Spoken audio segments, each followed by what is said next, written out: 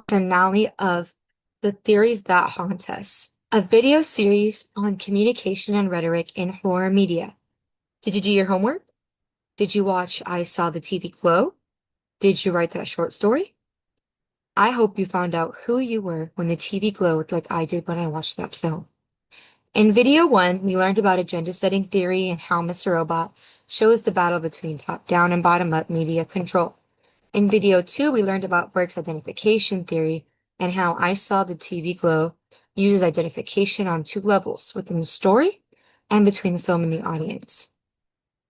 Today is the finale, and this one is a personal favorite. We are diving into uncertainty reduction theory and communication, and we are going to see it come alive in one of the most terrifying and unique ways possible through Blair Witch 2016. Same format. Clip first, see, think, wonder. Then we learn the theory and connect it all together. But this time, at the end, we're also going to talk about some challenges of using horror media in education. Let's do this. Looking at our journey so far, video one covered agenda setting theory, the idea that the media tells us what to think about, and we saw it through Mr. Robot with E Corp and F Society battling over the public agenda. Video two covered Burke's identification theory, how persuasion starts when people feel they share something in common, and we saw it through I Saw the TV Glow with Owen and Maddie's bond and the filmmakers pulling the audience into identification. Now, we are going to look at uncertainty reduction theory in Blair Witch 2016. This is the strongest film to theory connection in the entire series. Let me get adjusted. Here we go. I'm about to show you a clip from Blair Witch 2016. I personally put this clip together at Well. This is from the beginning to end of the film. It is the most terrifying scenes that I've ever analyzed. And it also shows a lot of the theory we're going to talk about. So feel the dread. Let the uncertainty wash over you. Do not think about anything yet. Just experience what the characters are experiencing. Ready? Lisa, I think that might be my sister. They did tie her to a tree, but they tied her up really high and they strung these heavy rocks to her arms and legs as weights stretching her. The legend says if you look directly at the witch, you'll die just from the fright of it. And that's why Rustin Parr stood in that corner. This is all just stories. I've been to these woods before. You were part of those search teams. Nothing got me then. Maybe it did. You're back, right? Real theory, one that I've read online. So whatever spell the witch put on these woods, you have to be out here at night for it to get you. You have to spend the night. Wait, well then how come you're still alive? Maybe she's using us to lure you all out here. Wait, what is this? This looks familiar, doesn't it, guys? You have the symbols from the camp, don't you, Talia? So can I see one? Because this rope looks exactly the same. What? You faked this? We faked it because it's real, okay? There really is something happening here, guys. We didn't fake those noises last night. Sleeping until 2 o'clock? How could we fake that? Right, for all we know, you guys put sleeping pills in our water or something. What? Did you? No! Fuck this! I'm out. Hey, get a shot of this. Lane? Talia? What are you guys doing here? No, it's not really. Okay, don't go close. It's a trick. It's a trick. When was the last time you saw us?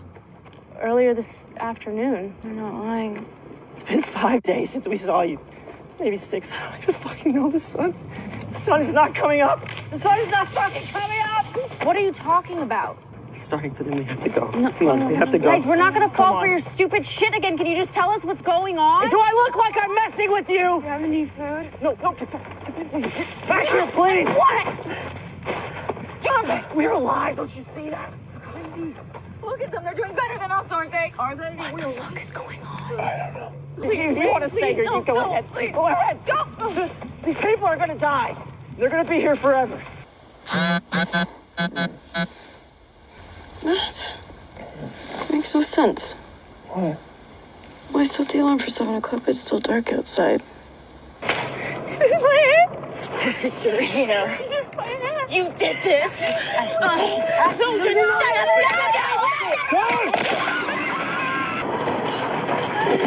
Julie, take sacrifices. We can't look directly at her. Heather? Is that really you? Who are you talking to?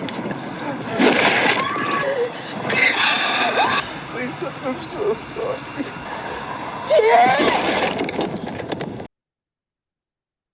Ooh, okay. What did you see? What was that whole clip like? What did you feel? I know it is intense. The shaky camera, the darkness, the voices calling out names. What stood out to you? Did the camera movement affect how you felt? Did the darkness bother you? What about the voices? Who was calling who? Was it real? Take a second and sit with. If you were with the group, share what you saw. No theory yet, just observe, pause, write it down, or discuss it if need be. I'll give you guys a few seconds. Okay, now we're going to move on. Let us watch this one more time. This time, pay attention to how the characters are trying to figure out what's going on. What methods are they using to understand the situation, good and bad? Are they asking questions? Are they watching and listening? Are they trusting each other? And what happens to that trust as things get worse? What do the voices do to them? How does the environment change what they know and what they do not know? Think about it. We are about to learn a theory that explains exactly what is happening to them. First, we're going to think about those questions. So let's go ahead, start the clip another time. He said, I think that might be my sister. Did tie her to a tree, but they tied her up really high and they strung these heavy rocks to her arms and legs as weights stretching her. The legend says if you look directly at the witch, you'll die just from the fright of it. And that's why Rustin Parr stood in that corner. This is all just stories. I've been to these woods before. You were part of those search teams. Nothing got me then. Maybe it did. You're back, right? Real theory, one that I've read online. So whatever spell the witch put on these woods, you have to be out here at night for it to get you. You have to spend the night. Wait, well then how come you're still alive? Maybe she's using us to lure you all out here. Like, what is this? This looks familiar, doesn't it, guys? We have the symbols from the camp, don't you, Talia? So can I see one? Because this rope looks exactly the same. What? You faked this? We faked it because it's real, okay? There really is something happening here, guys. We didn't fake those noises last night. Sleeping until 2 o'clock? How could we fake that? Right, for all we know, you guys put sleeping pills in our water or something. Did you? No! Fuck this. I'm out. Hey, get a shot of this. Lane? Talia? What are you guys doing here? No, it's not really. Okay, don't go close. It's a trick. It's a trick. When was the last time you saw us? Earlier this afternoon. I'm not lying. It's been 5 days since we saw you. Maybe 6. I don't even fucking know. The sun is not coming up. The sun is not fucking coming up. What are you talking about? It's starting for them. We have to go. No, Come on, we have to go. Guys, we're not gonna fall Come for on. your stupid shit again. Can you just tell us what's going on? Do I look like I'm messing with you? You have any food? No, get back here, please. What? John, we're alive. Don't you see that? Crazy. Look at them. They're doing better than us, aren't they? Are they? What the fuck is going on? I don't know. If you want to stay here, you go ahead. Please. Go ahead. Don't. These people are going to die. They're going to be here forever. What? Makes no sense. What? Why still dealing for 7 o'clock? It's still dark outside. Sister, you did this. Don't just shut up.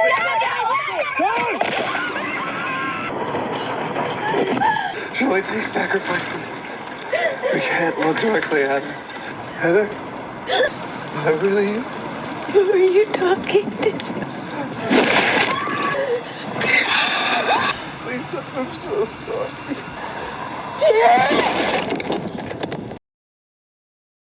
Okay, now go ahead and pause if you need to, write things down, or discuss them if need be. Go ahead, I'll just stay here on think, and you can go ahead and pause. I'll wait a few seconds. Okay, now we're going to move on. And now we're going to figure out what uncertainty reduction theory is. So now let's jump into that theoretical connection. Uncertainty reduction theory was developed by Charles Berger and Richard Calabrese in 1975 and was originally designed to explain how people communicate when they first meet somebody new. Berger and Calabrese started it from a simple observation that when two strangers interact for the first time, they experience uncertainty about each other. They do not know what the other person is like, what they value, what they might do, or whether they are trustworthy or not. That uncertainty creates discomfort. And Berger and Calabrese argued that people are naturally motivated to reduce it. The theory holds that the primary goal of initial interactions between strangers is to reduce uncertainty to a level where the interaction feels predictable and comfortable enough to continue, as said by Berger and Calabrese in 1975. One of the central axioms is that when uncertainty is high, people increase their information-seeking behavior, meaning they ask more questions, observe more carefully, and pay closer attention. Another key axiom is that as uncertainty decreases, liking tends to increase. Berger and Calabrese also identified 3 strategies that people use to reduce uncertainty about others. Passive strategies involve observing somebody from a distance without interacting with them, like watching how a person behaves in a group setting. Active strategies involve seeking information about someone through a third party, like asking a mutual friend what the person is like. Interactive strategies involve directly communicating with the person, asking them questions, and engaging in conversation to learn about them firsthand. Berger and Calabrese, 1975, stated this. All 3 strategies are ways that people try to make sense of someone they do not know. The theory was groundbreaking because it gave communication scholars a framework for understanding why people communicate the way they do in new and unfamiliar social situations. Now, when applying uncertainty reduction theory to horror content in a broad sense, when choosing to watch a horror movie, it creates certainty as the person is able to control their anxiety by actively watching, as said by Miller et al., 2023. That is a fascinating layer to think about. Now, let us connect it all to Blair Witch 2016. Blair Witch 2016 takes all of these dynamics in uncertainty reduction theory and throws it into the most terrifying environment possible. The found footage format raises uncertainty for both the characters in the plot and the audience. The element and small perspective show just how much the characters know about their surroundings and environment. This makes it difficult to identify what threats are beyond the camera. This immerses the audience into how the character feels and how they are experiencing uncertainty. It pulls the audience in the character's shoes and blurs the line between being an observer and the action. What makes Blair Witch such a powerful example is that it does not just show environmental uncertainty, it shows interpersonal uncertainty between the characters breaking down in real time. At the start of the film, the group has trust and familiarity. Later on, when James brings along 2 local residents, Lane and Talia, the group immediately faces new interpersonal uncertainty. They use interactive strategies to try and figure out if Lane and Talia can be trusted. As things get worse, that uncertainty increases and they start to question whether Lane led them into the woods with bad intentions or not. Here's the thing that makes Blair Witch so uniquely horrifying as a theoretical example. The Blair Witch does not just create uncertainty throughout the film, it specifically targets the strategies the characters use to reduce it. All 3 of Berger and Calabrese's uncertainty reduction strategies are on full display, and they are all failing in real time. They interrogate Lane and Talia using interactive strategies, trying to get answers directly from them. They replay their own camera footage using active strategies, looking for clues. They spend significant time quietly observing their environment using passive strategies. Their information seeking backfires. Their trust in each other collapses, and their environment becomes actively deceptive.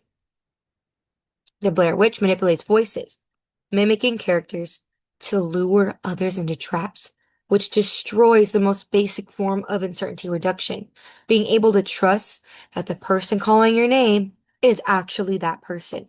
Ultimately, the witch uses the most trusted voices against the characters to reduce their uncertainty and make them think their most trusted companions are behind them to ultimately kill them. That is not just good horror filmmaking, that is uncertainty reduction theory in its most extreme and darkest form, which I never thought would be possible thinking about uncertainty reduction theory. Now, let us watch it one final time. Now that you know the theory, watch for all 3 uncertainty reduction strategies failing.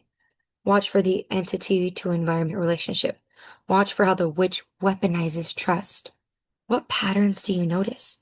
How does found footage relate to the sense of uncertainty for both the characters and the audience? What methods did the movie use to further add to the effect? How does the changing environment of the Black Hills Forest reflect the entity and environment relationship? How does it all connect to the character's fear, mental state, and paranoia? We're going to go ahead and jump into it and watch it one final time. And I am going to guide you through certain things. So we see that in the beginning. Lisa, Pay I think attention to that that might be later my on. sister.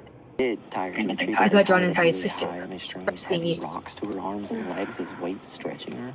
The legend He's says telling if you look stories. directly at the witch, you'll die just from the Uncertainty fright is of it. being And that's why Rustin reduced. Parr stood in that corner. This is all just stories. I've been to these woods before. All uncertainty reduction going on. Nothing got me then. Maybe it did. You're back, right? Real theory, one that I've read online. So whatever spell the witch put on these woods, you have to be out here at night for it to get you. You have to spend the night. Wait, well then how come you're still alive? They end up Maybe she's using using us to lure they you end all up out using there. this later. Like, what is this? Now This looks familiar, uncertainty doesn't it, guys? We have the symbols from the increases. camp, don't you, Talia? So can I see one? They try to Because reduce this rope it. looks exactly the same. You faked this? We faked it because it's real, okay? There really is something Uncertainty about happening Wayne here, and guys. We didn't Talia fake those noises increases last now. night. Sleeping until 2 o'clock? How could we fake that? Right, for all we know, you guys put sleeping pills in our water. They're or uncomfortable with them. something. They Did you? say goodbye. No! Fuck They this! separate. I'm out. Hey, get a shot of this. Because uncertainty is now not reduced anymore. Wayne? Talia? What are you guys doing here? No, it's not really. Okay, don't go close. Now uncertainty is When was increased. the last time you saw us? Earlier this afternoon. I'm not lying. It's been 5 days since we saw you.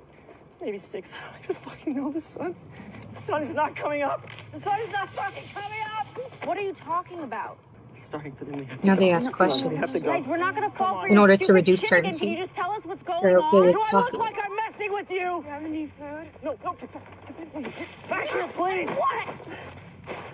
John, we're alive. Don't you see that? They end up taking her in because They're doing better than us, aren't they? everything they're going through reduces their uncertainty. You want to stay here? You go ahead. But they're also heightened through the uncertainty of what's going on around them. They're gonna be here forever.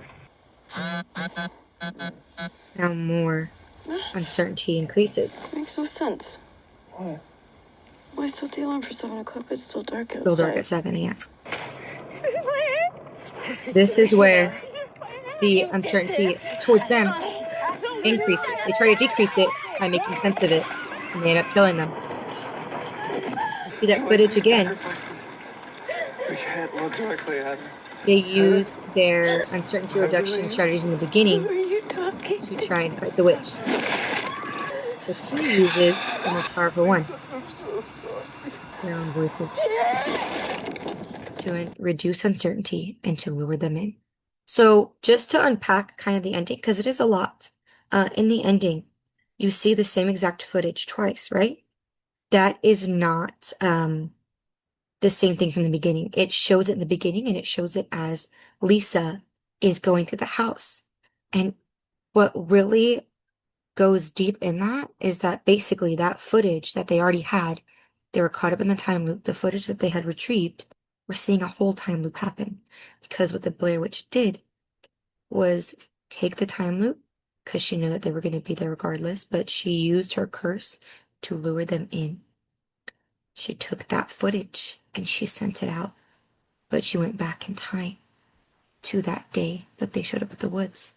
It's very complicated. It's a lot, but she used it to basically reduce the uncertainty about Heather being dead. That is the biggest thing. And then she used Heather's voice to first kill James, and then she used James's voice to kill Lisa. Because the voice, the most solid part of uncertainty reduction, you build that relationship with somebody that you know. The biggest part of uncertainty reduction is the voice that you hear. You hear their voice, you know that's them. She used it against them, got them to turn around, and she killed them. Okay, so now before we go into homework, just pause, write things down, discuss things, just take a little bit of time to do that. I'll give you a few seconds before I get into it. Okay, hopefully you paused, you thought about everything deeply, you thought about all the other things that I didn't talk about. And we talked about the biggest chunk, which was the ending. So hopefully you talked about that. We're going to move on to step 4. We're going to do one last application, our last homework assignment. So, of course, your first part of your last homework assignment is to watch Blair Witch 2016. When you watch it, ask yourself these questions. How does found footage relate to the sense of uncertainty for both the characters and the audience? What kind of methods did the movie use to further add to the effect? In what ways does the changing environment of the Black Hills Forest reflect the entity and environment relationship in the film? How many types of examples can you find in the movie of this entity and environment relationship? How does it all connect to the character's fear, mental state, and paranoia? Then, for a creative activity, write a story. Create your own horror story that manipulates uncertainty, whether it be to increase or decrease it, by placing yourself in the parts of the characters and the audience. First person and third person. You can gain a deeper understanding of how uncertainty shapes our perspective of fear and things that are in and out of our control, as Blair Witch has so explicitly shown us. Before we wrap up this series, we need to talk about the challenges. First, it must be taken into consideration that students may be uncomfortable and have triggers, and the appropriateness of the content when applied to the classroom. The media influences what we think and how we act, as said by Austin and Domgard 2024. One of the biggest obstacles is the stigma of horror media and education paired together. Horror is looked over in the lens of education, as said by Berwick 2024. Many students had bad childhood experiences with horror, as said by Kovanen and Kotalainen 2018. Educators need to proceed with caution and provide the right trigger warnings, as well as creative safe spaces for students to opt out of with no consequences or judgment. Colleges do not have any evidence-based rules or guidelines on how media should be used for learning, as warned by Aslithner and Schlick 2025. Teachers may lack confidence or turn down using new technology as well, as said by Majabi et al. 2020. Also, more research on the benefits of students using social media is definitely needed, as said by Ashraf et al. 2021. And not all students are horror fans. Some may have religious or cultural reasons for avoiding the horror genre. The goal is to make communication theories more accessible, not to create an inaccessible wall in learning. So these factors must be taken into consideration. Let me also briefly touch on where this kind of horror media pedagogy best fits in communication courses to really guide you through that. A media studies course is one of the most natural fits, as the entire foundation of this project is about analyzing media texts. A rhetorical criticism course would benefit greatly, especially when it comes to the video connecting Burke's identification theory to I Saw the TV Glow. Burke is central to any rhetorical criticism curriculum, and the emotional weight of the film makes the concept stick. And a personal communication course is another strong match for the uncertainty reduction theory and Blair Witch connection. In a traditional classroom, a professor might use a scenario about two strangers at a party. While that works, watching the characters in Blair Witch desperately try to figure out if they can trust each other while their environment collapses around them is eye-catching and unforgettable. A mass communication course rounds out the list, where the agenda setting theory and Mr. Robot video give students a narrative example of how those in power use media to shape public attention. So pause if you need to. Here are all the references used across the three videos, the whole series. Go ahead and pause and take a gander if you would like to before I move on. Okay, thank you so much for watching and learning with me. As the series comes to an end, I want to leave you with this.